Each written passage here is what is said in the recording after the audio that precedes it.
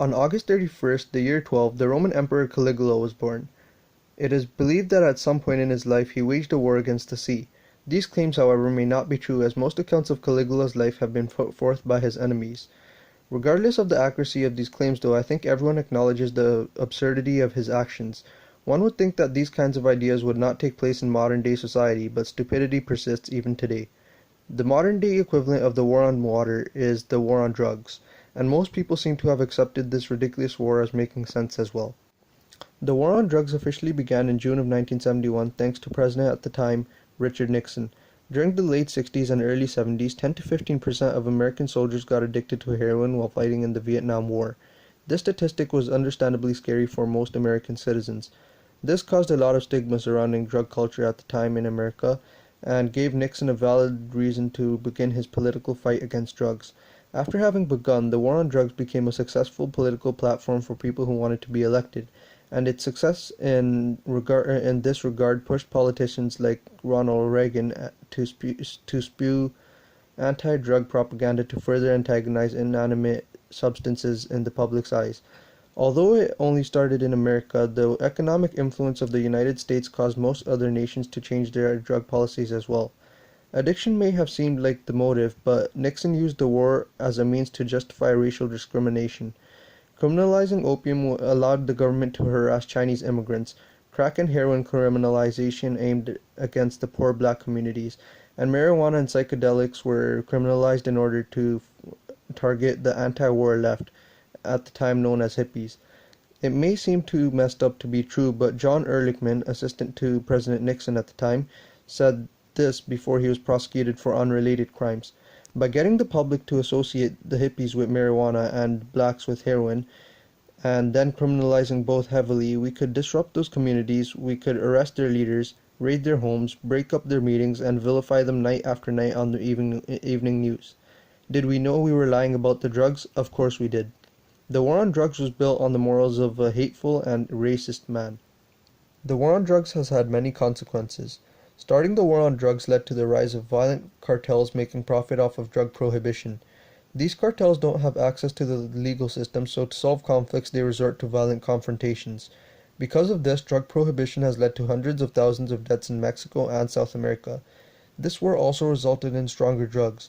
This is because after criminalizing them, carrying large amounts of drugs became risky.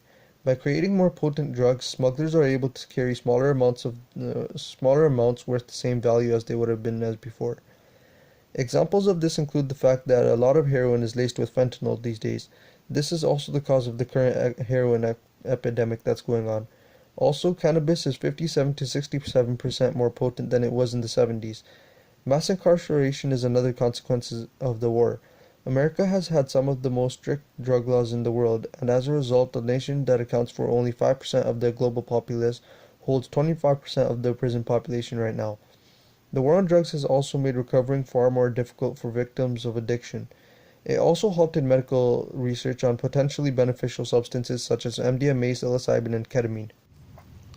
According to American Judge Jim Gray, there are only a few groups that benefit from the war on drugs.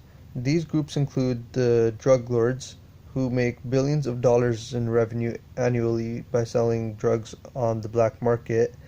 The second group is juvenile gangs, which fund themselves through the act of selling drugs. The third group is law enforcement, who make a lot of government-funded money fighting the two first groups. And the fourth group is politicians, who cater to the public's fear of drugs in order to get re-elected, only to further stigmatize drugs. And the fifth group is terrorist organizations. So for terrorist organizations, drugs are often the primary source of funding. Drug education is one of the main reasons why drug misuse and abuse have been such big issues in our society. The current drug education system is based around abstinence. Abstinence-only education has been proven to be a failure, as shown by our approach to sex education. People will continue to use drugs regardless of what the government wants. So taking a harm reduction approach to drug education would help with the social issues surrounding drugs much more than our current approach.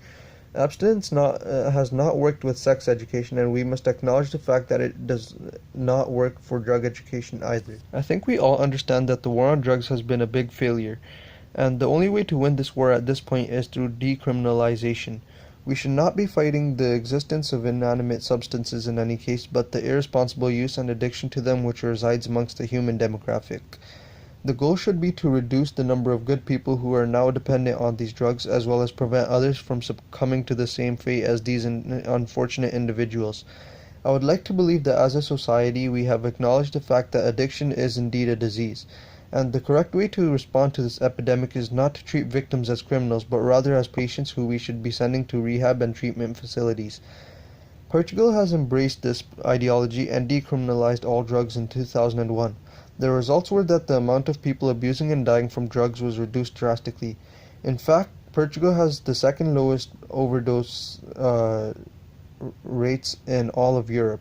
Portugal is proof that decriminalization is the right way to go about our drug policy.